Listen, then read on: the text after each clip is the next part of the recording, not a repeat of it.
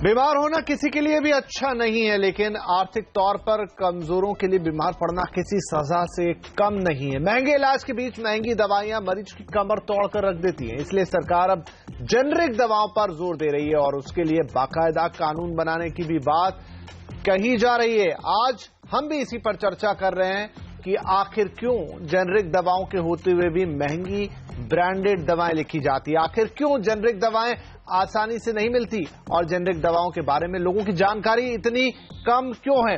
तो इस चर्चा में हमारे साथ शामिल हो रहा है एक बड़ा पैनल। इसमें है रेडिक्स हेल्थ केयर के सीएमडी डॉक्टर रवि मलिक, इंद्रप्रस्थ अपोलो अस्पताल के डॉक्टर पुनीत बेदी, पूर्व स्वास्थ्य सचिव के सुजाता राव और आईडीएमए के सेक्रेटरी जनरल दारा पटेल साहब। सबका बहुत बहुत स्वागत है। डॉक्टर पुनीत बेदी, आपसे शुरुआत करता हूं। हम जब भी जाते हैं किसी भी डॉक्टर के पास तो एक पर्चा वो लिख के दे देते हैं और कोई दवा किसी कंपनी की, कोई दवा किसी कंपनी की, कोई दवा किसी कंपनी की। और जब भी आप जाइए, इवन अब तो सर्दी जुकाम की दवाएं भी जो डॉक्टर्स लिख के देते हैं, 1000 रुपए का बिल बनता है। क्या आपको लगता है कि इतनी महंगी ब्रांडेड दवाइयां लिखना डॉक्टरों की मजबूरी हो चली है, उसके कुछ प्रोफेशनल रीजंस होते हैं या फिर अब ट्रेंड ही है? नहीं, मार्केट फोर्सेस शुरू से ऐसी रही हैं। प्रोग्रेसिवली प्राइस डीकंट्रोल किया था। पहले इनफैक्ट पब्लिक सेक्टर की भी इंडियन आईडीपीएल जैसी कंपनियां थी जो थोड़ा ड्रग्स कंट्रोल करती थी। पिछले 20-30 साल में मार्केट के ऊपर वो पूरा स्ट्रांग होल्ड है ड्रग कंपनीज का, और इसमें कोई शक नहीं है कि वो डॉक्टर्स को स्पॉन्सर्स करते हैं, स्टडीज स्पॉन्सर करते हैं, ट्रिप्स स्पॉन्सर करते हैं। इसलिए एक पर्टिकुलर ब्रांड बेचने में उनका वेस्टेड इंटरेस्ट है और डॉक्टर्स का भी लिखने में। लेकिन जेनरिक फॉर्म में क्वालिटी एश्योरेंस के साथ और एक वाइड प्रिस्क्रिप्शन नेटवर्क बना के इनको इंट्रोड्यूस करना चाहिए। ऐसा ना हो कि सब लोग केमिस्ट की दुकानों पे लगे रहे और दवा मिले नहीं, क्योंकि companies will resist any kind of regulation. तो रेगुलेशन करने के लिए पूरा इंफ्रास्ट्रक्चर बनना चाहिए। ये कोई एक मैजिक वॉन्ड नहीं है कि कल से हम सब जेनरिक मेडिसिन लिखने लगे तो प्राइसेस ऑटोमेटिकली फॉल कर जाएंगे, क्योंकि ड्रग प्राइसिंग और ड्रग्स का कंट्रोल डॉक्टर्स पे और मेडिकल प्रोफेशन पे काफी स्ट्रांग है ड्रग कंपनीज का। डॉक्टर रवि मलिक, बीच में बातें तो ये भी हुई थी, हालांकि उसके लिए कितने लॉज किस तरीके से बने उस पर कोई सफाई अभी तक नहीं है। अब प्रधानमंत्री जी ने कहा है कि जेनरिक दवाओं के लिए कानून बनाएंगे, लेकिन बातें होती रही हैं, निर्देश आते रहे सरकार की तरफ से कि डॉक्टर साफ सुथरा नाम लिख कर दें, कैपिटल लेटर्स में दे और जेनरिक दवा का नाम दे, किसी ब्रांड का नाम दे। कितनी ये चीज प्रैक्टिस में है डॉक्टर्स के बीच में?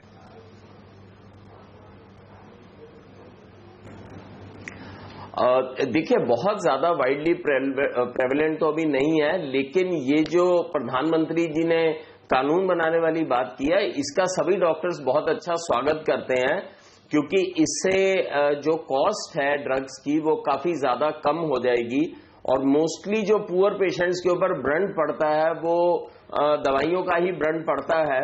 और जो ब्रांडेड दवाइयां वो कई बार तो 10-10 गुना 20-20 गुना ज्यादा costly as compared to the generic drugs. तो जब ये कानून बन जाएगा, इसके कानून के दायरे में जो मेडिकल प्रोफेशन के कुछ प्रोविजंस आ जाएंगे तो इस चीज का बड़े अच्छे से पालन होगा। लेकिन इससे पहले ये देखना बड़ा जरूरी है कि इन जेनरिक मेडिसिन की अवेलेबिलिटी प्रॉपर होनी चाहिए, पहले प्रॉपर इंफ्रास्ट्रक्चर डेवलप होना चाहिए और उसके बाद इस कानून को लगाना चाहिए, जो कि सारे डॉक्टर्स इस चीज का स्वागत करते हैं। जी सुजाता जी, सरकार जो दोनों डॉक्टर्स हमारे कह रहे हैं कि आपको उसके लिए एक इंफ्रास्ट्रक्चर की जरूरत होगी। पहले आपको ये सुनिश्चित करना पड़ेगा कि आपके पास जेनरिक दवाएं उपलब्ध हैं कि नहीं, वो कितने आउटलेट्स पे मिल रही है, कहां कहां मिल रही है। एक तो अवेयरनेस की बहुत कमी है। मुझे लगता है बहुत सारे जो दर्शक भी कार्यक्रम देख रहे हैं और जो लोग जाते हैं दवा खरीदने, वो जेनरिक नॉन जेनरिक ये समझते ही नहीं है, बस उनको लगता है ये डॉक्टर ने लिखा है, ये नाम दे देना है। तो लोगों में अवेयरनेस आए और दूसरी बात उसकी उपलब्धता हो। क्या इस पर सरकार में कभी कोई काम हुआ है? अब कानून बनाने की तो बात हो रही है, लेकिन हम कितने तैयार हैं उसके लिए? नहीं, ऐसी बात है कि ये जो generic drug, single brand generic drugs के लिए रिकमेंडेशन हती साहब ने कमेटी के उन्होंने किया 1975, फिर जाके प्रणब सब कमेटी ने 2005 में किया, फिर जाके कटोच कमेटी ने 2011 में किया। तो अब ये सरकार जो वो कमेटी के रिकमेंडेशंस लेके लागू करना चाहती है, मैं समझती हूँ बहुत ही प्रोग्रेसिव और बहुत ही फॉरवर्ड लुकिंग कंपनी है, पॉलिसी है, क्योंकि खाली इंडिया में है ये ब्रांडेड जेनरिक और जेनरिक का अंतर। तो जब ये पॉलिसी लागू हो जाएगी तब ये दोनों इक्वलाइज करके जेनरिक वर्सेस पेटेंटेड खाली 2 कैटेगरीज रहेंगे। तो जैसे डॉक्टर साहब लोगों ने कहा प्राइस डिफरेंस तो बहुत ही कम हो जाएगा और हमें मेरा ख्याल है कोई अभी 10,000 कंपनीज हैं जो जेनरिक ड्रग्स प्रोड्यूस कर रहे हैं, पर ये खरीदते क्यों नहीं? क्योंकि लोग समझते हैं और ये इंफॉर्मेशन जो प्रोपेगेंडा जो ब्रांडेड जेनरिक कंपनीज ने किया हुआ है उससे लोग समझते हैं कि जेनरिक ड्रग्स लो क्वालिटी है और उनके कंपनी वालों की जो प्रोडक्ट है वो अच्छी क्वालिटी है। तो ये गवर्नमेंट को पहले निश्चित रूप में ये काम करना पड़ेगा कि लोगों को ये विश्वास देना है कि जेनरिक जो है वो थेरेपेटिकली इक्वली एफिकेशियस है और इनको लेने में कोई प्रॉब्लम नहीं होनी चाहिए और जेनरिक की करना है। तो जब एक लॉ आ जाएगा, ये देखिए ऐसा नहीं कि कल लॉ निकल गया और परसों से सब बिहेवियर चेंज आ जाएगा, ऐसा नहीं होगा, टाइम लगेगी, पर मेरे ख्याल में ये सही रास्ता हमने लिया है और इसको हमें अमल करना पड़ेगा। और इसके लिए लॉ के साथ लॉ को एनफोर्स करने के लिए उस पर हमें गवर्नमेंट को जोर देना पड़ेगा, क्योंकि हमारी जो ड्रग रेगुलेटरी अथॉरिटी अब इतनी स्ट्रांग नहीं है और उस पे हम थोड़ा कंसंट्रेट करके ड्रग इंस्पेक्टर्स और फार्मेसी कंपनीज की भी कंप्यूटराइजेशन वगैरह करके ये थोड़ा सा ये जो ड्रग प्रिस्क्रिप्शन बिहेवियर चेंज जो है डॉक्टर्स में वो भी लाना पड़ेगा। मैं एक चीज बताना चाहती हूँ, जब मैं सेक्रेटरी थी तब हमने सीजीएचएस डॉक्टर्स के लिए, सीजीएचएस जो गवर्नमेंट सर्वेंट्स के लिए, जो आपने सुना होगा सीजीएचएस करके एक है सेंट्रल स्कीम, तो वहां पे हमने ये एक रूल लगा दिया कि खाली जेनरिक ड्रग्स ही प्रिस्क्राइब करना पड़ेगा।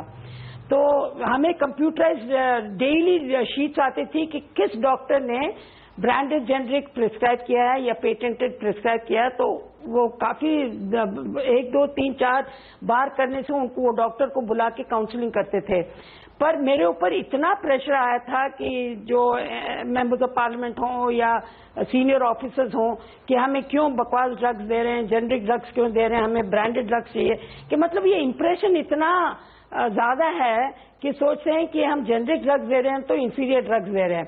तो इस पे हमें इंफॉर्मेशन डिसेमिनेशन और इंफॉर्मेशन और नॉलेज, इस पे हमें बहुत ही जोरदार काम करना पड़ेगा। बिल्कुल बिल्कुल। तो एक रिएक्शन यहाँ पर इससे जरूर दारा साहब का भी लेते हैं, वो कुछ कहना चाह रहे थे। जैसा यहाँ पर सुजाता जी ने कहा कि बहुत प्रेशर आया उनके ऊपर, मैं समझ सकता हूँ, क्योंकि ड्रग का जो लॉबी है बहुत ज्यादा स्ट्रांग है। देखिए ये बात बिल्कुल छुपी हुई नहीं कि देश का जो दवा बाजार है करोड़ों अरबों का, उसके पीछे बहुत कुछ चलता है। दारा साहब, तो क्यों नहीं आप लोग भी जो जेन्युइन ड्रग है या जो जेनेरिक ड्रग जिसको कह रहे हैं उसको बढ़ावा देते हैं? हम देखते हैं कि मेडिकल स्टोर्स पे जाइए, तो मैं अभी आपको वो दिखाऊंगा, अभी आज हमने बाकायदा जाके भी देखा है, लेकिन इन दवाइयों की उपलब्धता नहीं होती है।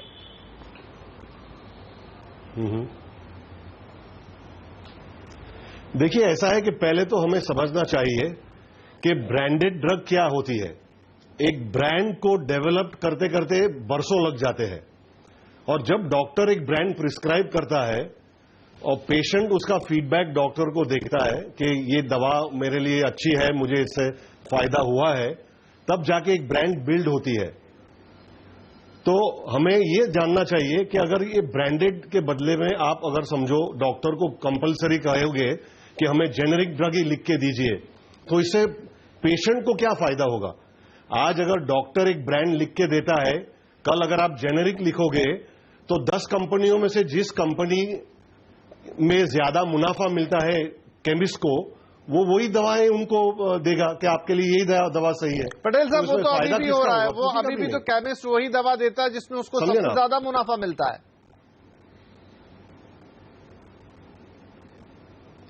नहीं, बट जब ये जेनेरिक हो जाएगा तब तो बिल्कुल ही ये हो जाएगा ना, it will be open free for all.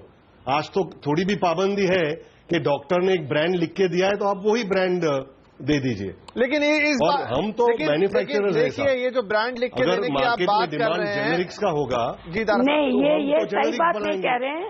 नहीं, मैं एक चीज कहना चाहती हूँ, जो टेस्ट गवर्नमेंट ने किया है उन्होंने कहीं भी ये फर्क नहीं देखा कि quality of generic drug is inferior to patent, ये ब्रांडेड ड्रग्स, कहीं नहीं है, ये डेटा कहीं भी नहीं है।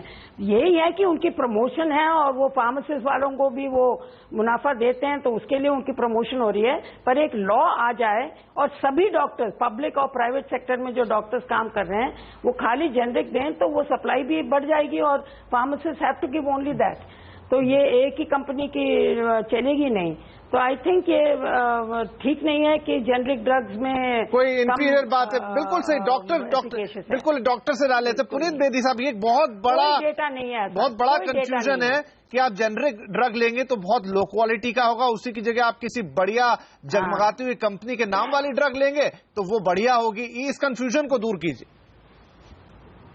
ये मिस्टर पटेल जो कह रहे हैं वो टिपिकल इंडस्ट्री का व्यू है। नहीं, ऐसी कोई बात नहीं है। देखिए, हमने तो कभी ऐसा कहा नहीं है कि आप जेनरिक ड्रग मत लीजिए। जेनरिक्स भी हमारी कंपनियां बनाती है और ब्रांडेड भी हमारी कंपनियां बनाती है। एक मिनट डॉक्टर साहब को सुन लेते हैं। पटेल साहब एक बार सुन लेते हैं डॉक्टर साहब को। ब्रांडेड ड्रग अफोर्ड कर सकते हैं आसानी से, वो ब्रांडेड लेते हैं। जो नहीं कर सकते हैं वो जेनरिक लेते हैं।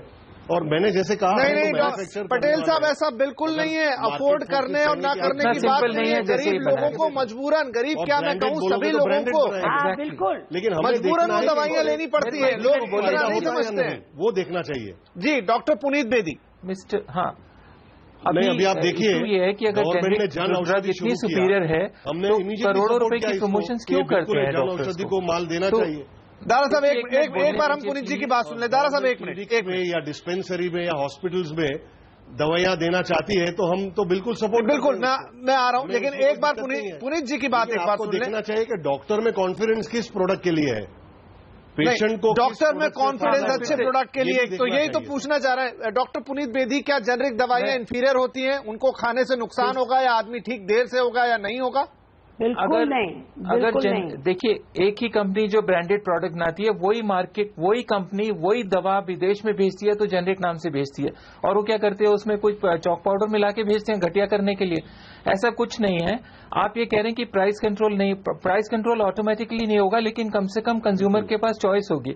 अगर मैं पैरासीटामोल लिखूंगा तो पैरासीटामोल 10 कंपनियों की होगी तो चीपेस्ट और मोस्ट एक्सपेंसिव होगी। उसके बाद आपकी क्वालिटी अच्छी है तो आप मोर एक्सपेंसिव कंपनी की पेशेंट मांग लेगा।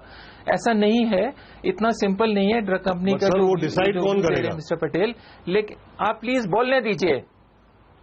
हाँ, उसके बाद अगर ब्रांडेड प्रोडक्ट्स इतने ही सुपीरियर होते तो इतना करोड़ों रुपए प्रमोशंस के लिए, ड्रग कॉन्फ्रेंसेस के लिए, ट्रैवल के लिए डॉक्टर्स को क्यों देना पड़ता? वो तो क्वालिटी तो अपने आप बोलती है। तो आई थिंक ये it is the policy level पे अच्छी बात है, लेकिन हमें ध्यान रखना है कि एकदम से सडनली बिना, जैसे केमिस्ट है वो जेनरिक मेडिसिन लेट से समझता ही नहीं है, वो केरोसिन समझता है क्योंकि एक्चुअल केमिस्ट फार्मासिस्ट नहीं है जो कि दवा बेच रहा है। और लेकिन पैरासीटामोल शायद वो नहीं समझता। तो जब तक इंफ्रास्ट्रक्चर ना हो, ऐसा ना हो कि सारा देश जो है वो एटीएम की लाइन से निकल के वो केमिस्ट की लाइन में लग जाए। तो पूरा इंफ्रास्ट्रक्चर बिल्ड करा जाए, पहले इंश्योर करा जाए। और क्वालिटी पुअर है जेनरिक दवा की, ये तो हो ही नहीं सकता। फिर वो प्रोड्यूस कैसे हो रही है? फैक्ट्री बंद हो जानी चाहिए। और वो भी गवर्नमेंट की रिस्पॉन्सिबिलिटी है to ensure a good quality generic price. चलिए, तो हम यहाँ पर प्राइस कंट्रोल का चर्चा में थोड़ा सा डॉक्टर साहब एक ब्रेक ले लेते हैं। बहुत इंटरेस्टिंग चर्चा हो रही है, मुझे लग रहा है काफी लोग इसे देख रहे हैं। सोशल मीडिया पे भी बड़ा अच्छा रिस्पॉन्स आ रहा है यहाँ पे। तो इस चर्चा को आगे बढ़ाएंगे छोटे से ब्रेक के बाद और देखेंगे कि जेनरिक दवाओं को जब आप लेने जाते हैं तब क्या प्रॉब्लम होती है, नाम को लेके क्या कंफ्यूजन होता है, कहां मामला अटक जाता है। छोटे से ब्रेक के बाद तो डॉक्टर साहब, जेनरिक दवा लिखिए, यही बात हम कर रहे हैं क्योंकि प्रधानमंत्री नरेंद्र मोदी ने कहा है कि अब जेनरिक दवाओं के लिए एक बाकायदा कानून बनाया जाएगा। हमारा पूरा पैनल हमारे साथ है। बातचीत को आगे बढ़ाएं उससे पहले थोड़ा सा नजारा आपको दिखाना चाहते हैं कि जब आप बाजार में जेनरिक दवा लेने जाते हैं तो क्या होता है। आज हमारे भी संवाददाता प्रतीक पहुंचे, देखिए उनके साथ क्या हुआ। मैं इस वक्त आर्मर हॉस्पिटल के पास मौजूद हूं और यहां पर एनडीएमसी की तरफ से संचालित एक जन औषधि केंद्र है जहां पर सरकार की तरफ से दावा किया जाता है कि सस्ती दरों पर जो जेनरिक दवाइयां हैं वो मरीजों को उपलब्ध रहती हैं। हमारे साथ यहां पर एक व्यक्ति हैं जो दवा लेने के लिए आए हैं। उनसे पूछते हैं कि क्या उन्हें सारी दवाएं मिल रही हैं यहां पर या फिर नहीं मिल रही है। आप यहाँ पर दिखाने आए, क्या बता रहे हैं, कितनी दवा उपलब्ध है? इसमें 2 दवा उपलब्ध है और तीसरी जो मेन इंजेक्शन है वो तो है ही नहीं, वो नहीं है। कितनी दवा डॉक्टर ने आपको लिखी थी? वो 3 दवा लिखे हुए हैं। 3 दवा लिखी हाँ, थी। एक इंजेक्शन है और 2 दवा है। आप बताएंगे कि क्या वजह है जो दवा आपके पास उपलब्ध नहीं रह रही है? डिस्ट्रीब्यूटर के पास ही दवाइयाँ नहीं होती हैं, डिस्ट्रीब्यूटर एक ही है। हाँ। और जन औषधालय दिल्ली में इतने खुले हुए हैं। चलिए, तो बता रहे हैं कि डिस्ट्रीब्यूटर के पास ही दवा बांटने के लिए नहीं है, तो जन औषधालय में पहुंच नहीं रही। एक मरीज ने 3 दवाएं मांगी, जो उसमें सबसे प्रमुख थी वो उसे नहीं मिली। डॉक्टर रवि मलिक, तो अगर आप लिख भी देते हैं तो कैसा, क्या कभी कोई आपको फीडबैक मिलता है कि हम दवा खरीदने तो गए लेकिन मिल ही नहीं पाई और वो बात बन न सकी?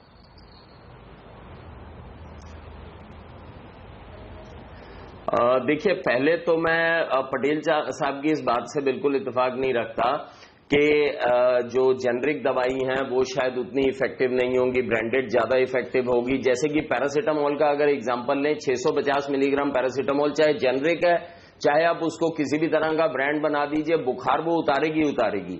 इसी तरह से आइबुप्रोफेन है, चाहे आप उसको जेनरिक दें, क्योंकि जो काम करेगा वो तो अंदर केमिकल करेगा और उसका ऊपर से ब्रांड से या किसी से कोई तल्लक नहीं है। तो जेनरिक दवाइयां जो हैं वो उतनी ही इफेक्टिव हैं। ये एक तरह की नई सोच है जो कि ना केवल पेशेंट्स को, कंज्यूमर एक्टिविज्म का जमाना है, हर व्यक्ति का हक है उसे सस्ती दर के ऊपर दवाई जो है वो मुहैया कराई जाए। तो ये तो एक तरह से माइंडसेट है जो सब लोगों का चेंज होना बहुत आवश्यक है। देखिए, वो सबसे पहले ही डिस्कशन में हमने कहा है कि जेनरिक दवाइयों के ऊपर सडनली जाने के बाद एकदम से रॉकेट साइंस नहीं होगी, उनकी अवेलेबिलिटी बड़ी आवश्यक है। तो जब भी कानून बनेगा, इस तरह का इंफ्रास्ट्रक्चर होना जरूरी है कि हर केमिस्ट की शॉप के ऊपर जो है जेनरिक दवाइयां जो हैं अवेलेबल हो, जो कि एक बहुत बड़ी बात नहीं है, वो अवेलेबल होगी। दूसरी चीज ये भी है कि चॉइस जो है वो केमिस्ट के पास में भी नहीं होनी चाहिए। अगर जेनरिक दवाई लिखी है तो उसे जेनरिक दवाई ही देनी क्योंकि पड़ेगी। केमिस्ट भी अक्सर दवाएं नहीं देते हैं। आप कोई पर्चा लेकर जाइए, केमिस्ट आपको सब्स्टिट्यूट पकड़ा देता है। हाँ, हेलो जी सुजाता जी, बिल्कुल आप ये बिल्कुल मैं ये आप बात जो कह रहे हैं उस बात का कोई भी आगे वो किंतु परंतु नहीं रह जाएगी। जब ये कानून के दायरे में सब कुछ आ जाएंगी, कानून के अंदर प्रोविजन आ जाएगा, लोगों को कानून पता होगा और कानून की एनफोर्समेंट अच्छे से हो तो यहाँ लेकिन कह रहे हैं कि कानून की जरूरत होगी। सुजाता राव भी कुछ कहना चाहती हैं। जी डॉक्टर मलिक, मुझे एक छोटा सा ब्रेक लेना होता, फिर आके सुजाता जी मैं आपके पास आता हूं। तो कुल मिला के बिना कानून के शायद हम इसको इफेक्टिवली लागू नहीं कर पाएंगे। बातों से कुछ नहीं होगा, कानून लाना होगा, लेकिन कब तक, कैसे, क्या, छोटे से ब्रेक के बाद।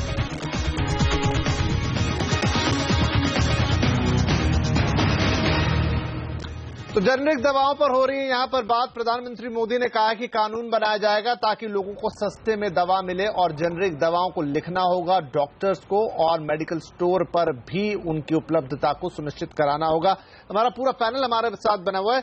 सुजाता जी, ये बताइए मुझे कि ड्रग को लेकर और भी रेगुलेशन इस देश के अंदर है, लेकिन उनका कितना इम्प्लीमेंटेशन होता है वो हम सब भी जानते हैं। तो जब अगर इसके लिए भी कानून आ जाएगा जेनरिक ड्रग को लेकर, तो उसके इम्प्लीमेंटेशन के लिए क्या होगा? तब क्या हम उम्मीद करें कि लोगों को जेनरिक दवाएं लिखी जाएंगी और सुलभता से उनके लिए उपलब्ध होंगी? आज तो देख के ये नहीं लगता।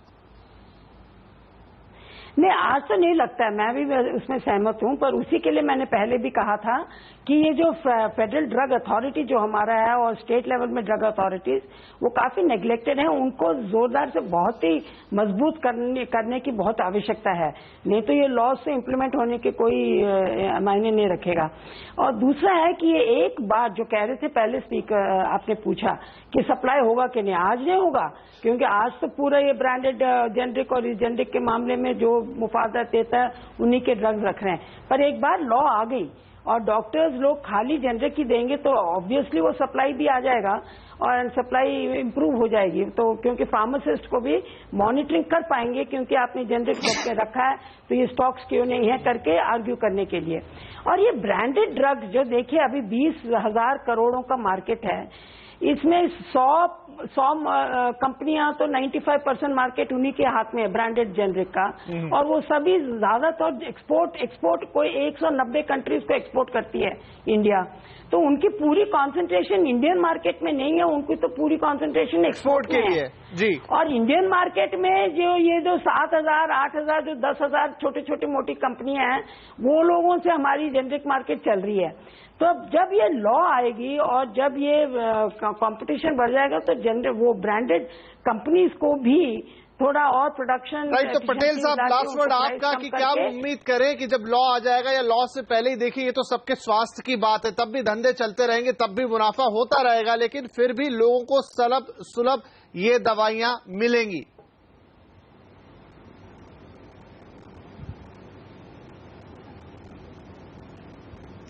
पटेल साहब, आई कांट हियर यू। चलिए, शायद आप तक आवाज नहीं पहुंची। डॉक्टर यू प्रॉपर्ली बोलिए। जी, मैं कह रहा था कि हम उम्मीद करें, लॉ आएगा, लॉ का इंतजार करना तो लंबी बात होगी, लेकिन हम उम्मीद करें कि डॉक्टर्स अगर लिखना चालू कर देते हैं, जैसे हमारे दोनों डॉक्टर्स कह रहे हैं यहाँ पर, तो उपलब्धता होगी जेनरिक दवाइयों की, मुनाफा उसमें भी होगा, पैसे उसमें भी कमाए जाएंगे। जी बिल्कुल, मैंने तो पहले ही कहा आपको कि हम तो मैन्युफैक्चर करने वाले हैं।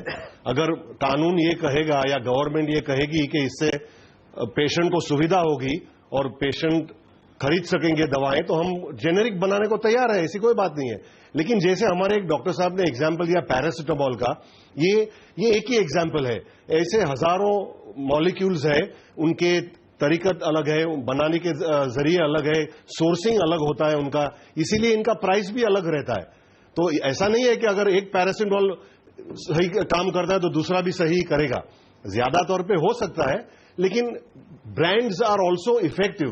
चले वो यहाँ समझ पर लीजिए। चर्चा को खत्म। और दूसरी बात यह है कि हमारे देश में बात फिर दारा सिंह साहब ने वही कह दी, लोग केमिस्ट भी नहीं है, कंफ्यूज हो जाएंगे कि क्या हम ब्रांडेड खरीदी कि जेनरिक पे। आप कह दीजिए कि जाइए बेधड़ल्ले से जेनरिक दवाई खरीदिए, कोई दिक्कत नहीं होगी।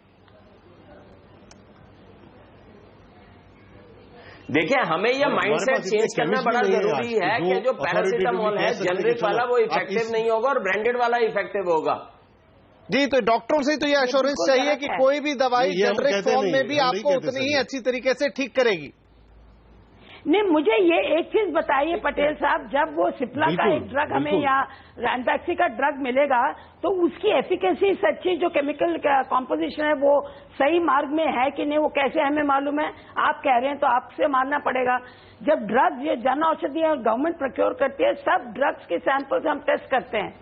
So it's not a fact कि इसी में मैं कह रही हूँ कि रेगुलेशन लाना एक चीज है, और मेरे ख्याल में गवर्नमेंट 2-3 साल के बजाय जल्दी से लाए तो बहुत ही। चलिए, तो इसके लिए शायद कानून ही असर दिखाएगा। माफी चाहूंगा क्योंकि समय समाप्त हो रहा है, लेकिन एक बात के साथ अपनी बात खत्म करना चाहूंगा। सुजाता जी, माफी चाहूंगा, समय समाप्त हो रहा है, लेकिन एक कंक्लूजन ये है कि आप डरिए मत, जेनरिक दवाएं लीजिए, डॉक्टर्स भी इसके पक्ष में है। जेनरिक दवाएं भी आपको उसी तरह ठीक कर सकती हैं जैसे कोई ब्रांडेड दवा। इंतजार रहेगा कि सरकार कितनी जल्दी ये कानून लेकर आती है ताकि सभी इसके दायरे में आए, चाहे लिखने वाले हों, बनाने वाले हों या बेचने वाले हों। आप सभी का इस कार्यक्रम में शामिल होने के लिए बहुत शुक्रिया। नमस्कार।